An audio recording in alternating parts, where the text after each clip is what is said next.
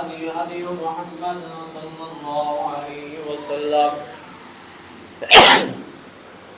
وشر الأمور محدثاتها وكل محدثة بدعة وكل بدعة ضلالة وكل ضلالة في النار اللهم انفعنا بما علمتنا وعلمنا ما ينفعنا وزدنا علما أعوذ بالله السميع العليم من الشيطان الرجيم بسم الله الرحمن الرحيم إن عدة الشهور عند الله 12 شهرا في كتاب الله يوم خلق السماوات والأرض منها 4 حرم ذلك الدين القيم فلا تظلموا فيهن أنفسكم۔ ہر قسم کی حمد و ثنا اللہ وحدہ لا شریک کے لیے جو پوری کائنات کا خالق، مالک اور رازق ہے۔ درود و سلام امام الانبیاء، سید الانبیاء، محبوب کبریاء، امام المجاہدین جناب محمد الرسول اللہ صلی اللہ علیہ وآلہ وسلم پر۔ حضرات گرامی، جو آیت کریمہ آپ کے سامنے تلاوت کی ہے سورہ توبہ 10واں سپارہ اور آیت نمبر 36 ہے۔ اس میں اللہ رب العالمین نے فرمایا ان عدۃ الشہور عند اللہ 12 شہرا، فرمایا کہ سال کے 12 مہینے ہوتے ہیں، اور سال کے 12 مہینے یہ اللہ تعالیٰ نے تب سے ان کی گنتی اور ان کی تعداد کا تعین کیا ہے، اور یہ گنتی اللہ نے اپنی کتاب میں درج کر دی ہے۔ قرآن مجید میں اللہ نے نوٹ کر دیا ہے یوم خلق السماوات والارض، جس دن اللہ نے زمین و آسمان کو تخلیق کیا اسی دن اللہ تعالیٰ نے یہ گنتی ہمیں بتا دیا ہے کہ سال کے اندر نہ 11 مہینے ہو سکتے ہیں نہ 13 ہو سکتے ہیں، سال کی مہینوں کی گنتی کی تعداد 12 ہے۔ منہا 4 حرم، فرمایا ان میں سے 4 مہینے ایسے ہیں کہ جو حرمت والے ہیں، جو عزت و احترام والے ہیں۔ سال کے 12 مہینوں میں سے 4 مہینے ان کو اللہ تعالیٰ نے حرمت والا، عزت والا عام مہینوں میں سے زیادہ قرار دیا ہے، اور وہ 4 مہینے فَلَا تَظْلِمُوا فِيهِنَّ أَنفُسَكُمْ، تو اللہ کہتا ہے یہ جو حرمت والے مہینے ہیں، گناہ کرنا، زیادتی کرنا، ظلم کرنا، لڑائی کرنا، قتل و غارت، جنگ و جدل کرنا، یہ سال کے 365 دن میں منع ہے۔ ایسا نہیں ہے کہ ان 4 مہینوں میں آپ گناہوں سے بچ جاؤ اور سال کے 8 مہینے گناہ کرنے کی اللہ نے چھٹی دے دی ہے، ایسا بھی نہیں ہے۔ ساری زندگی گناہوں سے بچنا، ظلم اور زیادتی سے بچنے کا حکم ہے، لیکن خصوصاً ان 4 مہینوں کی حرمت کی بحالی کے لیے اور ان 4 مہینوں کی عزت اور احترام کے لیے اللہ تعالیٰ نے اسپیشل طور پر فرمایا فَلَا تَظْلِمُوا فِيهِنَّ أَنفُسَكُمْ، ان مہینوں میں آپ نے ظلم اور زیادتی نہیں کرنی اپنی جانوں پہ۔ اور ان 4 مہینوں میں سے ایک مہینہ حرمت والا مہینہ وہ کون سا ہے؟ یہ محرم الحرام کا مہینہ، یہ بڑی حرمت والا، بڑی عزت اور بڑے احترام والا مہینہ ہے۔ رسول اللہ صلی اللہ علیہ وسلم کی حدیث ہے، اللہ کے پیغمبر نے فرمایا الزمان قد استدار کہیاتہ یوم خلق اللہ السماوات والارض، اللہ کے نبی نے فرمایا کہ یہ جو زمانہ ہے یہ بڑی تیزی سے گزر رہا ہے۔ یہ زمانہ کس چیز کا نام ہے؟ سالوں کا نام زمانہ ہے، مہینوں کا نام زمانہ ہے، ہفتوں کا نام زمانہ ہے، دنوں کا گزرنا اس کو زمانہ کہا جاتا ہے، یہ سیکنڈوں منٹوں کا گزر جانا اس کو کہا جاتا ہے زمانہ۔ تو فرمایا یہ زمانہ بڑی تیزی سے گزر رہا ہے،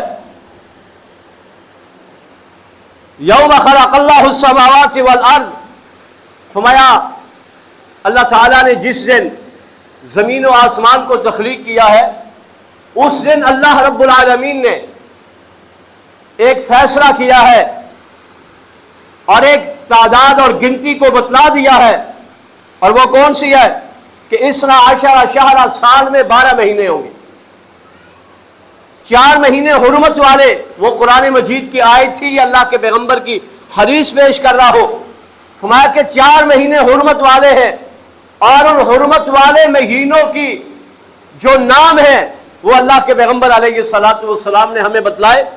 فرمایا ثلاثۃ متوالیات، 3 مہینے مسلسل آ رہے ہیں۔ سب سے پہلا مہینہ ذیقعدہ کا مہینہ، یہ حرمت والا ہے، اور اس کے بعد دوسرا مہینہ ذی الحج کا مہینہ، یہ بھی حرمت والا ہے، اور اس کے بعد تیسرا مہینہ جو مسلسل ہے وہ محرم الحرام ہے۔ اور میں نے ذیقعدہ کے مہینے یا ذی الحج کے مہینے میں بھی آپ کے سامنے یہ بات رکھی تھی کہ ان مسلسل 3 مہینوں کو حرمت والا قرار دینے کی وجہ کیا ہے، سبب کیا ہے؟ کیونکہ اسلام کے ارکان میں سے ایک رکن حج ہے، اور جو بندہ حج کا انکار کرتا ہے وہ اسلام کا انکار کرتا ہے، کیونکہ وہ ارکان اسلام میں سے ایک رکن کا انکار کرتا ہے۔ اور اس رکن کی حفاظت کے لیے، اس کی پایہ تکمیل کے لیے اللہ رب العالمین نے اپنے بندوں کو ایک سہولت اور ایک سیکیورٹی فراہم کی ہے، کیونکہ ذیقعدہ کے مہینے میں لوگ، آج کل تو بڑا آسان ہے نا، لوگ یہاں بیٹھتے ہیں، شام کو وہاں چلے جاتے ہیں، 3 گھنٹے 4 گھنٹے 5 گھنٹے، لیکن جب اللہ رب العالمین نے قرآن مجید نازل کیا تھا، جب اللہ نے یہ دین نازل کیا تھا، تب لوگوں کے سفر بڑے طویل تھے، کئی مہینوں کے سفر ہوا کرتے تھے، اور دنیا بھر سے لوگ بیت اللہ کے طواف کے لیے آیا کرتے تھے۔ تو اللہ رب العالمین نے حج کی اس عبادت کے تحفظ اور دفاع کے لیے، اللہ نے راستوں کو محفوظ رکھنے کے لیے، اللہ نے ذی الحج کے مہینے سے پہلے ذیقعدہ کے مہینے کا حرمت والا قرار دے دیا۔ کیا کہ لوگ اس وقت حج کے لیے بھی آتے تھے، تجارت کے لیے بھی آتے تھے، لوگوں کے پاس ساز و سامان بھی ہوا کرتا تھا، اور ان ساری چیزوں کی حفاظت کے لیے اللہ نے حج کے مہینے سے پہلے والا مہینہ حرمت والا قرار دے کر لوگوں کو روک دیا کہ آپ نے اس مہینے میں کوئی جنگ و جدل، کوئی قتال، کوئی لڑائی، کوئی ظلم اور زیادتی، کچھ بھی نہیں ہوگا، راستے محفوظ ہوں گے، پرامن ہوں گے، اور اللہ نے اپنے بندوں کو سیکیورٹی فراہم کی ہے۔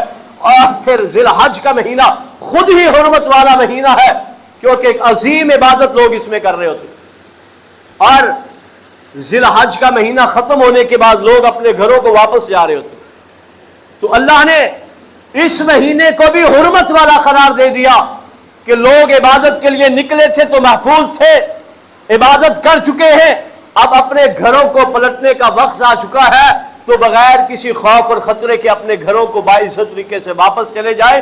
تو اس لیے ذیقعدہ، ذی الحج اور محرم الحرام، یہ 3 مہینے پیغمبر نے کہا، یہ تواتر کے ساتھ مسلسل یہ اللہ نے حرمت والے قرار دیے۔ لیکن آج اور چوتھا مہینہ وہ رجب کا مہینہ ہے، اور یہ جو مدر قبیلہ ہے، یہ اللہ کے پیغمبر علیہ الصلوۃ والسلام نے، یہ جو رجب کا مہینہ ہے، یہ شعبان اور جمادی الثانی کے درمیان میں آتا ہے، اس لیے اس مہینے کو بھی اللہ کے پیغمبر نے اور اللہ تعالیٰ نے حرمت والا قرار دیا۔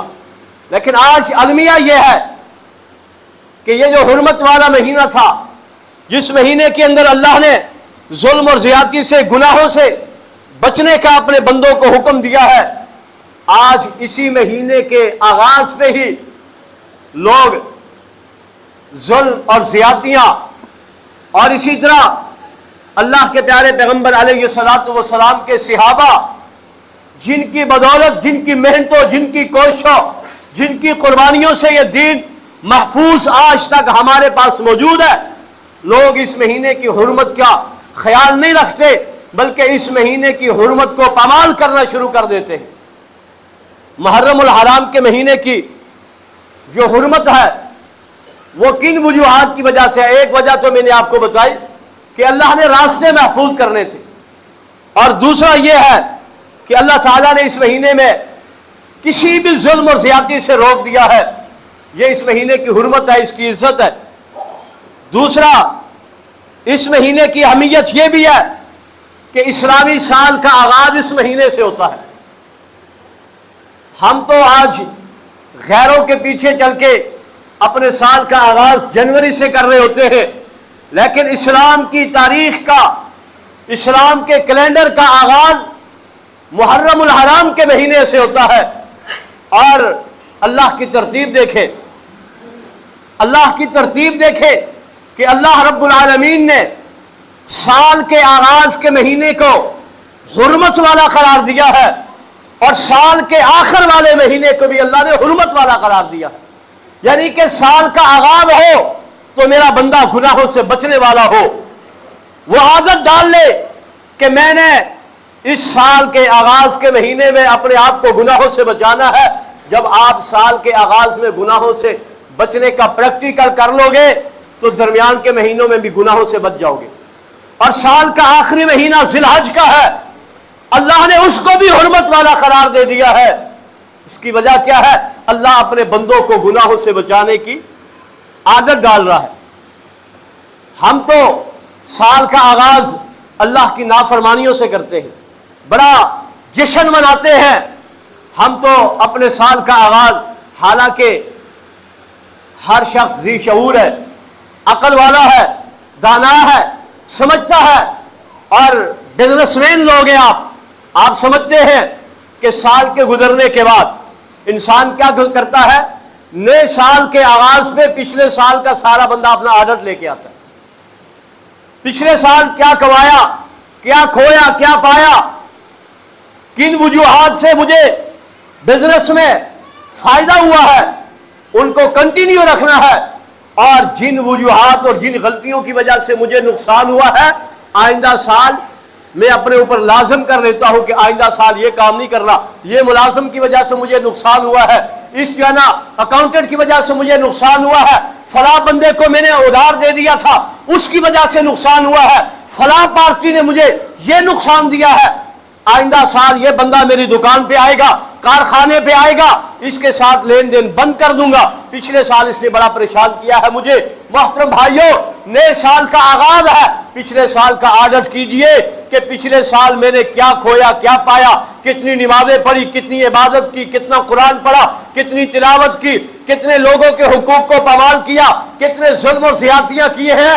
اب نئے سال کا آغاز مجھے اللہ نے دے دیا ہے، اللہ نے نئی زندگی کا سورج دے دیا ہے، پچھلے گناہوں پہ توبہ کرنی ہے اور اگلے سال میں نئے کام کرنے کا جذبے سے، ہمت سے، عبادت کرنے کا عزم اور عہد کرنا ہے، پچھلی غلطیوں پہ معافی مانگنی ہے اور آئندہ نہ غلطیاں کرنے کا عزم کرنا ہے۔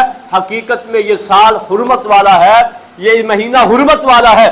ہم یہ کرتے ہیں کہ سال کے آغاز پہ ہی اللہ کو ناراض کر بیٹھتے ہیں اور مختلف قسم کی خرافات، بدعات اور اللہ کی نافرمانیوں کی طرف چلے جاتے ہیں، تو سال بھر پھر ہم انہی نافرمانیوں میں لگے رہتے ہیں۔ تو تیسری وجہ کیا ہے اس مہینے کے حرمت کی؟ یہ اس لیے ہے کہ رسول اللہ صلی اللہ علیہ وسلم نے فرمایا کہ رمضان المبارک کے روزوں کے بعد، رمضان کا مہینہ بڑی عظمت والا ہے، اس کا مقام، اس کا مرتبہ وہ بہت بلند و بالا ہے، لیکن اللہ کے پیغمبر نے کہا یاد رکھو رمضان المبارک کے مہینے کے بعد سب سے زیادہ اگر افضل ترین کسی مہینے کے روزے ہو سکتے ہیں تو وہ محرم الحرام کے روزے ہو سکتے ہیں۔ یہ محرم الحرام کا مہینہ اتنی حرمت والا ہے، اللہ کے نبی نے کہا کہ رمضان کے بعد اگر سب سے افضل ترین کوئی روزہ ہے تو وہ محرم الحرام کے مہینے کا روزہ ہے۔ تیسری وجہ یہ ہے۔ چوتھی وجہ یہ ہے کہ یہ مہینہ اس لیے حرمت والا ہے کہ اللہ تعالیٰ نے اس مہینے کو اپنا مہینہ قرار دیا ہے۔ جیسے آپ دیکھتے ہیں کہ ساری کی ساری مساجد کس کی ہیں؟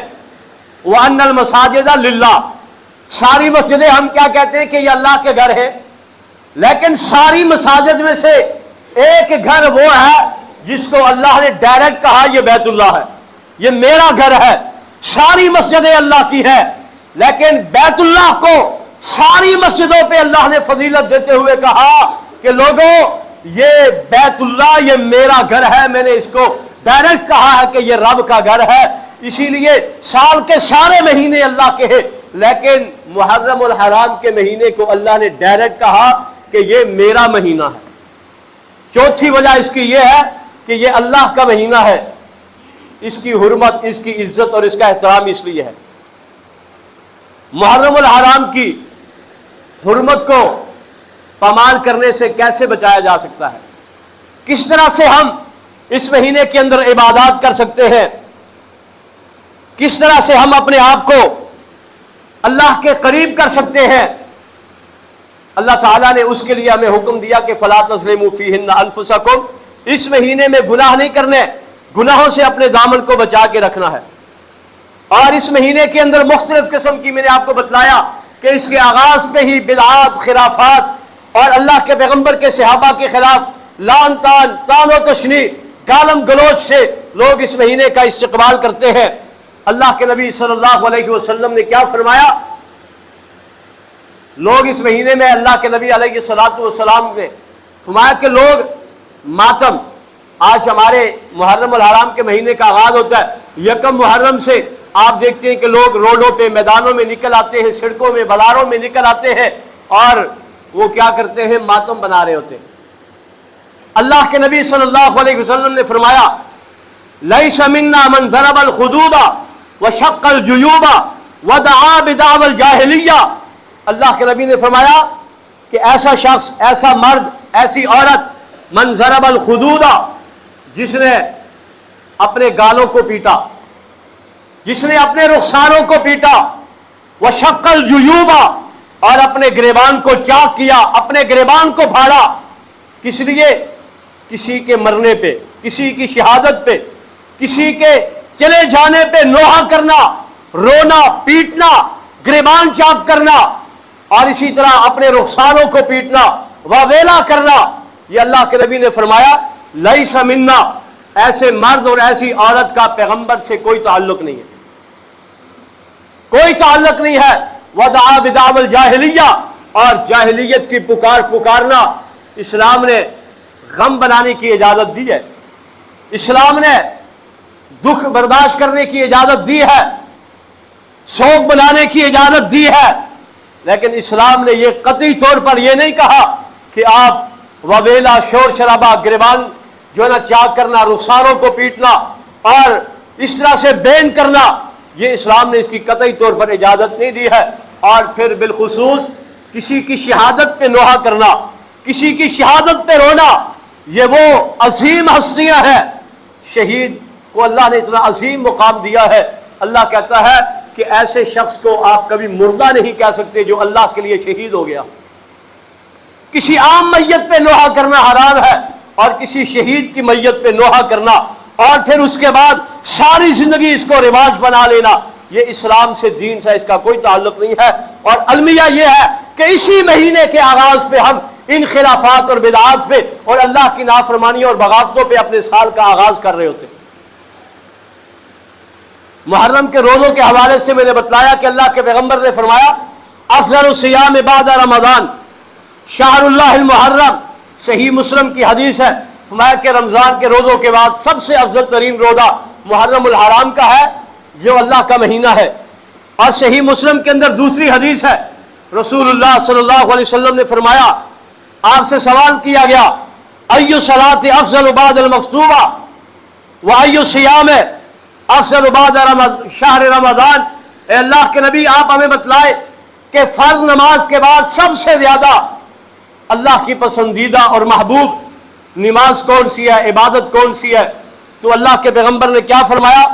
افضل الصلاۃ بعد الصلاۃ المکتوبہ الصلاۃ فی جوف اللیل، فرمایا لوگوں فرض نماز کے بعد سب سے زیادہ افضل ترین اگر کوئی نماز ہے، اللہ کو سب سے زیادہ اگر کوئی پسندیدہ نماز ہے تو فرمایا وہ رات کے پیٹ میں یعنی کہ آدھی رات کو اٹھ کے تہجد پڑھنا، یہ سب سے زیادہ اللہ کے ہاں پسندیدہ نماز ہے فرض نماز کے بعد۔ اور اس کے بعد فرمایا کہ رمضان کے روزوں کے بعد سب سے زیادہ اگر پسندیدہ اللہ کے ہاں افضل ترین کوئی روزے ہیں تو وہ محرم الحرام کے روزے ہیں۔ اس لیے ہمیں چاہیے کہ ہم محرم الحرام کے مہینے کے اندر اللہ کی عبادت کریں، گناہوں سے اپنے آپ کو بچا لیں، روزے رکھنے کی عادت ڈالیں، قرآن مجید پڑھنے کی عادت ڈالیں، قرآن مجید پڑھیں۔ یہ بڑی حرمت والا، بڑے مقام اور مرتبے والا مہینہ ہے۔ اور بالخصوص اس مہینے کے اندر عاشورہ کا روزہ، عاشورہ کہا جاتا ہے 10 محرم الحرام کو۔ یہ جو عاشورہ کا روزہ ہے اس کی بڑی فضیلت ہے۔ عبداللہ ابن عباس رضی اللہ تعالیٰ عنہ کہتے ہیں کہ رسول اللہ صلی اللہ علیہ وسلم جب ہجرت کر کے مکہ سے مدینہ میں آئے تو اللہ کے پیغمبر کیا دیکھتے ہیں کہ مدینہ کے اندر جو یہودی رہتے ہیں وہ 10 محرم کا یوم عاشورہ کا روزہ رکھ رہے ہیں۔ تو اللہ کے نبی صلی اللہ علیہ وسلم نے جب ان کو روزہ رکھتے ہوئے دیکھا تو آپ صلی اللہ علیہ وسلم نے ان سے سوال کر دیا کہ آپ 10 محرم الحرام کا عاشورہ کے دن کا روزہ کیوں رکھتے ہیں؟ تو انہوں نے آگے سے جواب دیا، کہنے لگے کہ ہم اس لیے روزہ رکھتے ہیں کہ یوم عظیم انجی اللہ فیہ موسیٰ وقومہ وغرق فرعون وقومہ فصام موسیٰ شکرا فنحن نصومہ۔ یہودیوں نے کہا کہ اللہ کے نبی ہم اس دن کا روزہ اس لیے رکھتے ہیں کہ یہ ایک بہت بڑا عظیم دن ہے، یادگار دن ہے۔ اور فرمایا وہ یادگار دن کیسا ہے کہ اس دن اللہ تعالیٰ نے موسیٰ اور موسیٰ کی قوم کو نجات عطا کی تھی۔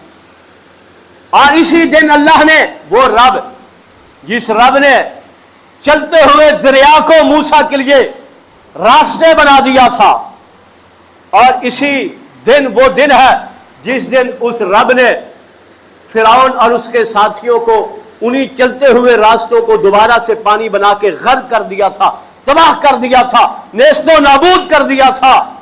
تو ہم اس لیے روزہ رکھتے ہیں کہ موسیٰ اور اس کی قوم کو نجات ملی تھی، اور اللہ نے موسیٰ کے مد مقابل فرعون اور اس کے حواریوں کو اللہ نے تباہ کر دیا تھا۔ اور کہنے لگے کہ ہم نے اس لیے روزہ رکھتے ہیں کہ ہم نے دیکھا کہ موسیٰ علیہ السلام نے شکرانے کے روزے رکھے تھے، اور پھر ہم نے بھی روزہ رکھنا شروع کر دیا۔ موسیٰ علیہ السلام نے اللہ کا شکر ادا کرتے ہوئے ہمارے لیے ایک میسج ہے، ایک پیغام ہے۔ آج اگر مجھے کوئی خوشی ملتی ہے تو میں اپنی اس خوشی میں اللہ کو راضی کرتا ہوں یا اللہ کو ناراض کرتا ہوں۔ موسیٰ علیہ السلام نے کہا کہ اس دن روزہ رکھا کہ اللہ نے مجھے نجات دی، کامیاب کر دیا، اور فرعون کو اللہ نے غرق کر دیا، تباہ کر دیا، اس کے نظریے کو، اس کی دعوت کو اللہ نے نیست و نابود کر دیا۔ جو کہتا تھا انا ربکم الاعلی، اس رب نے اس کو بتا دیا کہ میں موسیٰ کا رب ہوں، میں تیرا رب۔ تو اپنے آپ کو رب کہتا ہے، میں ہوں وہ رب جو موسیٰ کا رب ہو، جس کو موسیٰ رب کہتا ہے، اور تو میرے مقابلے میں خود کو رب کہتا ہے۔ اللہ نے اس کے نظریے کو، اس کے عقیدے کو، اس کے دعوے کو اللہ نے اس دریا کے اندر بہا دیا، ڈبو دیا۔ اور اس فتح کے اوپر اللہ کے نبی موسیٰ نے روزہ رکھا۔ انہوں نے کہا ہم اس لیے روزہ رکھتے ہیں۔ تو اللہ کے پیغمبر علیہ السلام نے ان یہودیوں سے کہا کہ آپ سے زیادہ موسیٰ کا قریبی میں ہوں، کیونکہ وہ میرا بھائی ہے۔ آپ سے زیادہ موسیٰ کی عزت اور احترام ہم کرنے والے ہیں، تو انشاءاللہ ہم بھی یہ روزہ رکھیں گے۔ رسول اللہ صلی اللہ علیہ وسلم نے کہا کہ آپ سے زیادہ ہم موسیٰ کے قریبی ہیں، ہم یہ روزہ رکھیں گے کہ اللہ نے اتنی بڑی فتح میرے بھائی کو اور اللہ نے اپنے نبی کو عطا کی تھی۔